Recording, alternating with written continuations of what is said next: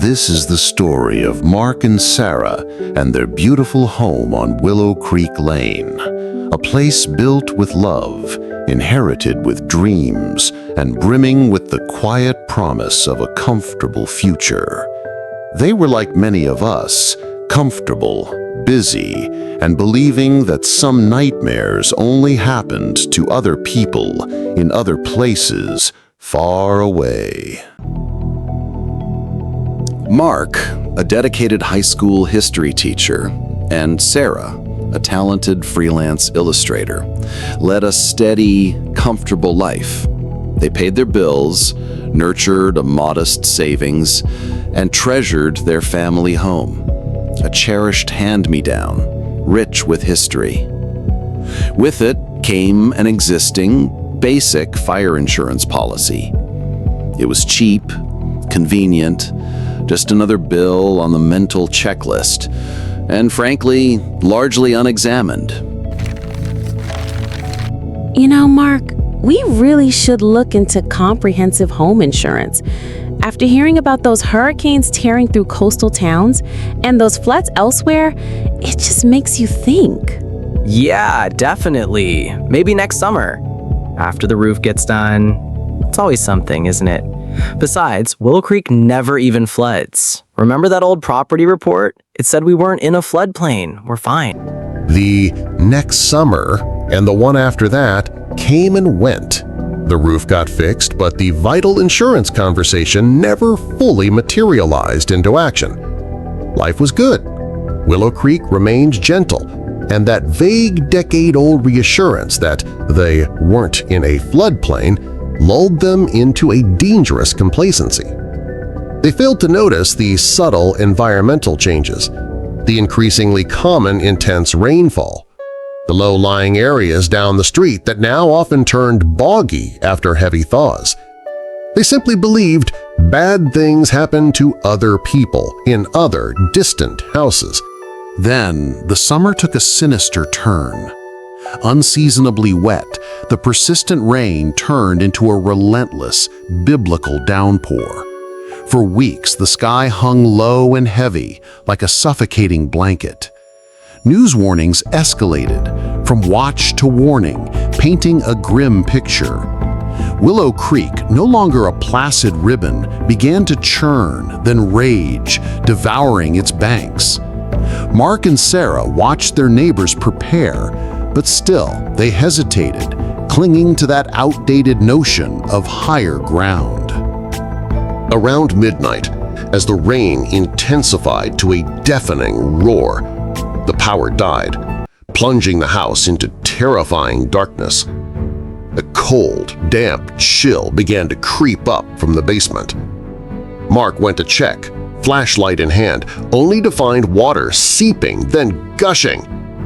Panic, cold and sharp, finally set in. They frantically scrambled to save what they could, their hearts pounding with every rising inch.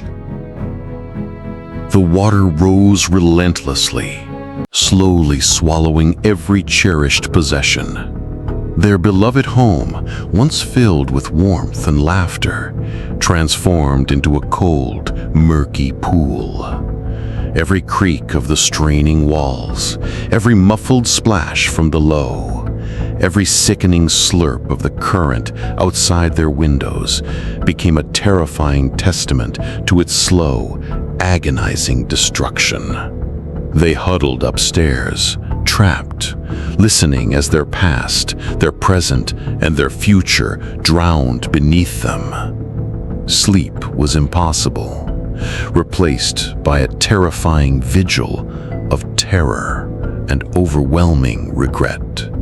It's just the basement, right? It won't come up here?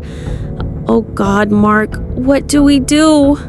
No, Sarah, this is bad. So bad. When the waters finally receded 2 agonizing days later, they left behind not just a thick layer of slimy brownish-gray mud, but an oppressive, chilling silence. Their beautiful home, once so sturdy, now looked like a defeated boxer, battered and broken.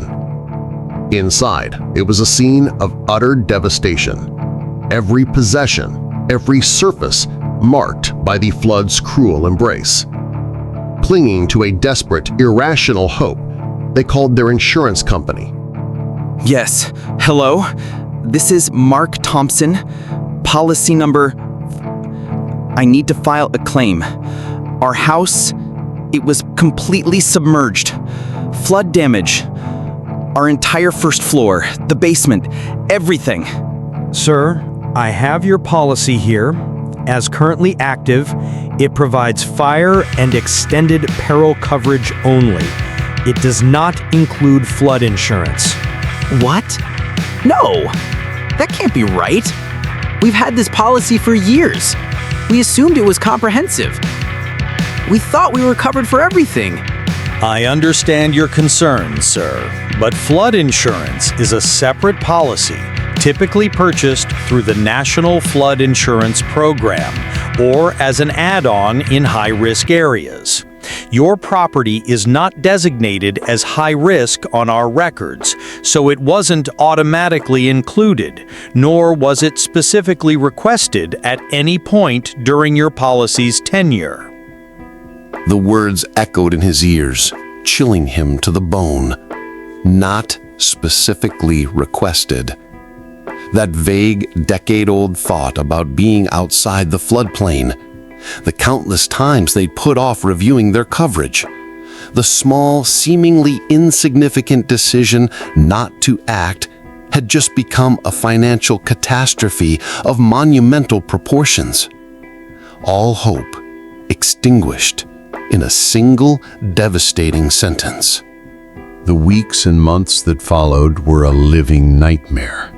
Their home was officially declared uninhabitable, a biohazard due to pervasive mold and severe structural damage.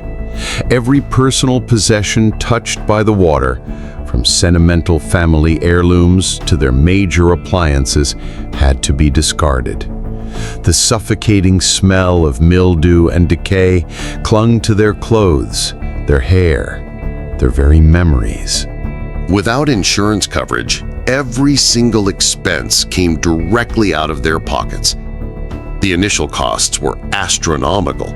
Professional demolition, industrial-grade drying, hazardous mold remediation, and then the agonizing process of rebuilding walls, replacing warped floors, and buying new furniture. The bills mounted dizzyingly. They depleted their entire savings, drained their modest emergency fund, and finally, heartbreakingly, began eating into their retirement accounts, a decision they knew would haunt them for decades. Mark picked up every extra shift available, tutoring students late into the evenings, and Sarah took on more freelance work than she could possibly handle, her art losing its very joy under the relentless pressure. Yet, it was a mere trickle compared to the millions required to restore the house to anything resembling livability. We can't keep doing this, Mark. We're going backwards. We're drowning in debt, not just water.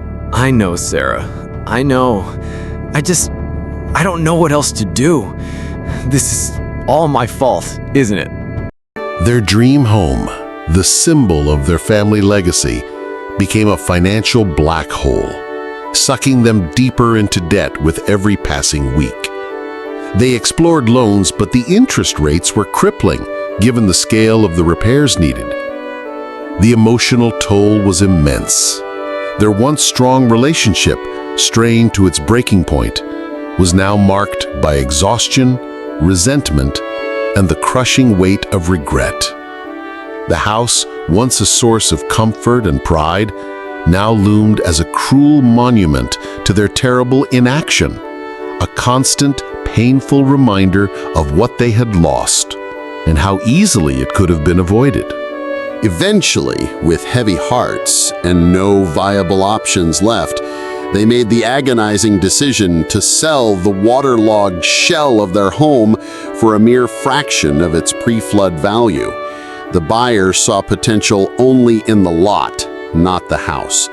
They moved into a smaller, cheaper apartment even further away, their financial future now burdened by significant debt and the crushing weight of lost equity. Their credit scores plummeted, and the dream of a comfortable retirement, once so vivid, vanished completely. The uninsured disaster wasn't a sudden, unforeseen catastrophe. It was the slow, insidious consequence of a decision not made, a risk not mitigated, a future not secured. It was the silence of inaction that, in the end, roared louder and more destructively than any floodwater. So ask yourself, what risks are you assuming in your own life? What vital financial decisions are you putting off, assuming it won't happen to me? Are you truly protected? Because sometimes the scariest financial horror stories aren't about what happens, but about what doesn't get done. Take the time, ask the hard questions, educate yourself, and secure your future. Because the cost of inaction can be far, far greater than any premium. Protect what matters most.